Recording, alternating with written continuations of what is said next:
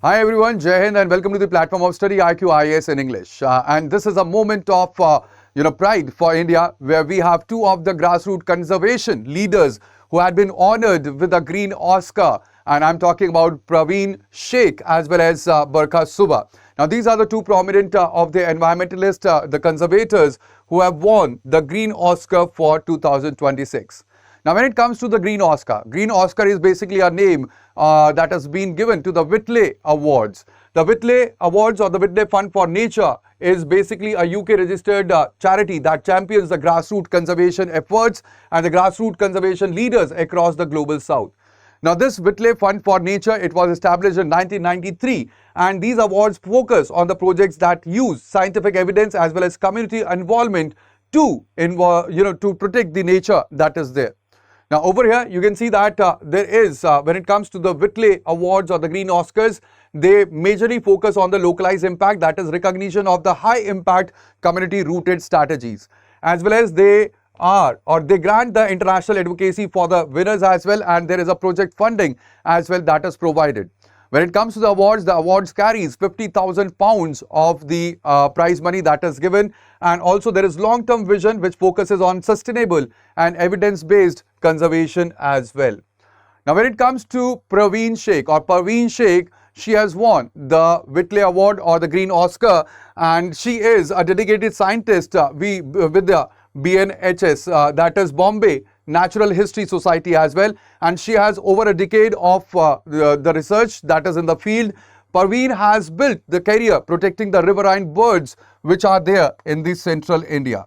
Now her award-winning project focuses on the critically imperiled Indian Skimmer. This is a bird which is found in the central India, and her work had been centered around the Chambal River and even Mahanadi, the last remaining strongholds of this rare species which is found in central India, and both ecologically significant river systems which are there in India as well.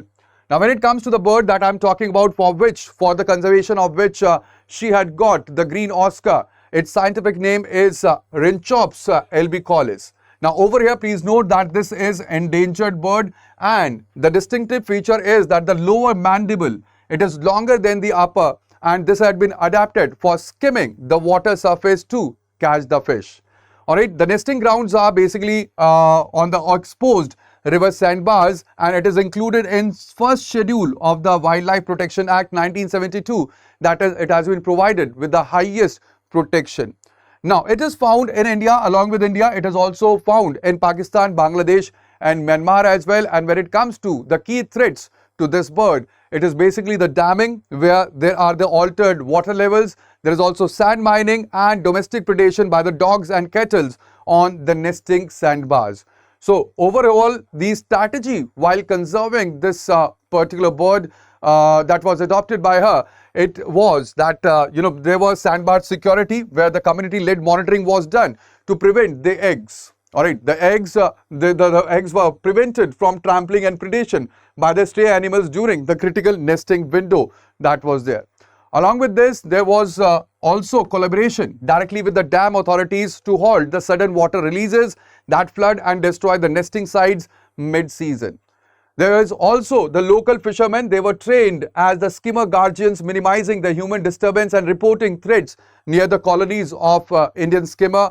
And also there was systematic nest counts and GPS tracking to build the long-term population data and inform policy decisions, and that has led to her winning the Green Oscar. The second name is of Barkha Subba. Now, when we talk about Barkha Subba, she is a pioneer research of the eastern Himalayas, and she has won the reward or the award for her groundbreaking work on the Himalayan Salamander, a species which had been long neglected by the mainstream conservation programs as well.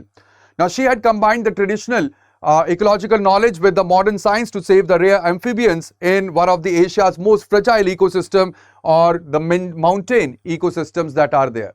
Now, this is Himalayan salamander that you are seeing over here. The scientific name is Tylotoe triton vericosus. When it comes to the common name, it is crocodile newt or Himalayan salamander. Now, IUCN status is near threatened, but when it comes to India, so in India, it is in the endangered category. At the same time, when it comes to the habitat, it is the wetland ponds and the vernal pools and even the tea gardens reservoir which are there in Darjeeling and Sikkim.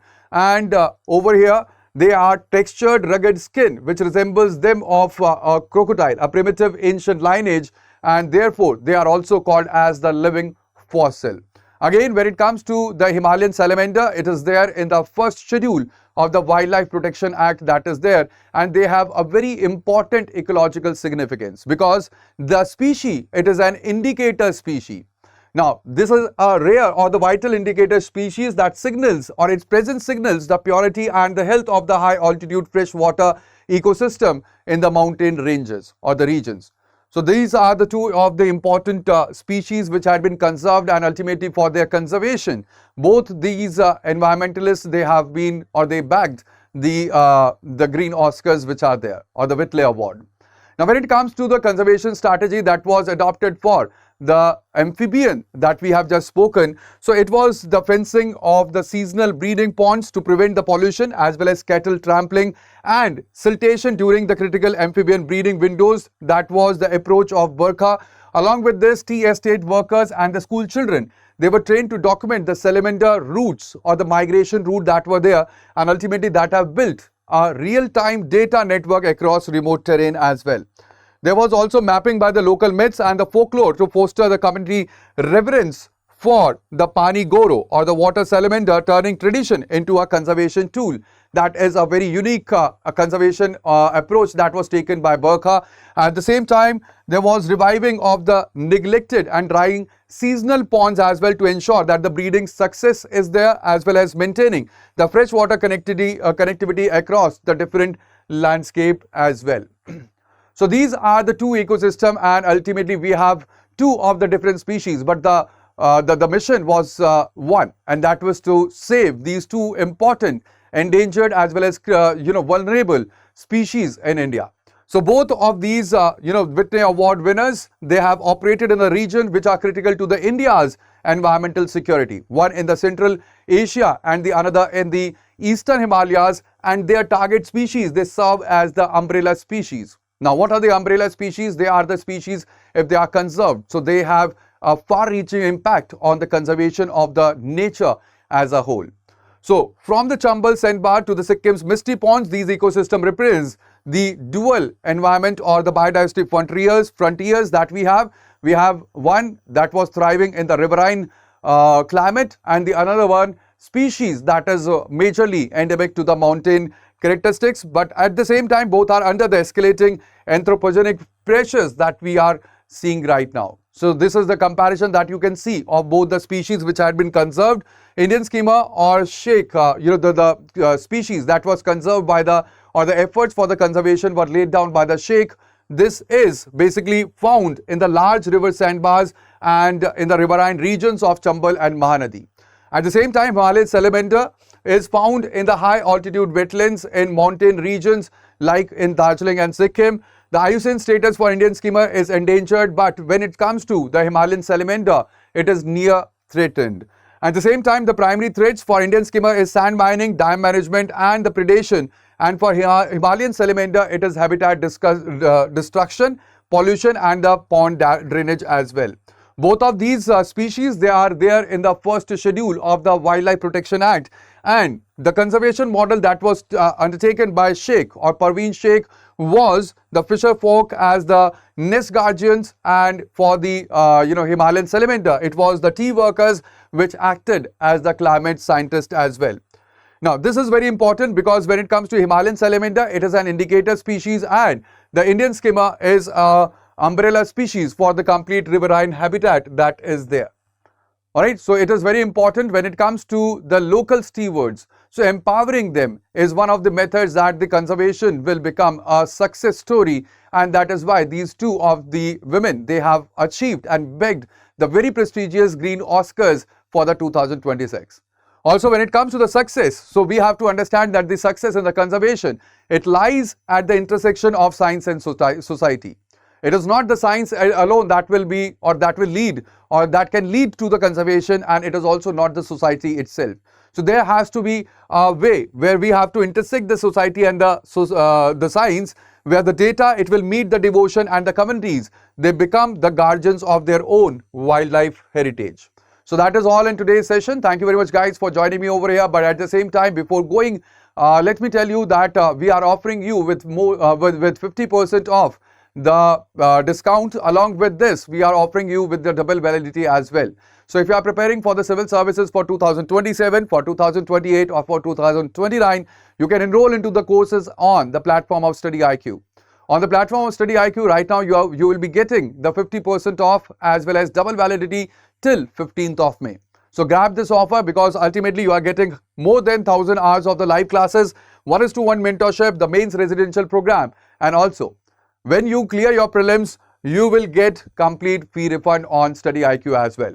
Also, if you are looking for a lucrative, optional for your UPSC 2027 or 2028, and you have not decided yet, so you can enroll into the public administration batch as well. Now, this public administration subject, it offers you a very unique thing that you will get, and that is the syllabus is quite short. There are just 26 units to be covered. And ultimately, when it comes to the GS, because we know that GS is so large, so this becomes a lucrative optional for you for the upcoming UPSC 2027 and 2028. So again, you will get flat 50% off and double validity on the public administration optional. But for for getting this 50% off and the double validity, what you need to do is you need to use the code that is BRS Live, and then you will find that you will get both the benefits which are there. But please note this, that this benefit is only available till 15th of May. Alright, so please enroll into the UPSC GS Foundation batches, that is Resolution P2I, and also in the Public Administration batch before 15th of May, so that you do not miss the opportunity that is being presented to you. So that would be all. Thank you. Bye-bye. Take care and Jai Hind. Please do take care of yourself till my next session. And that will be all. But do not forget to like, share, as well as subscribe to our channel for more, for such future updates. So that would be all. Thank you. Bye-bye. Take care and Jai Hind.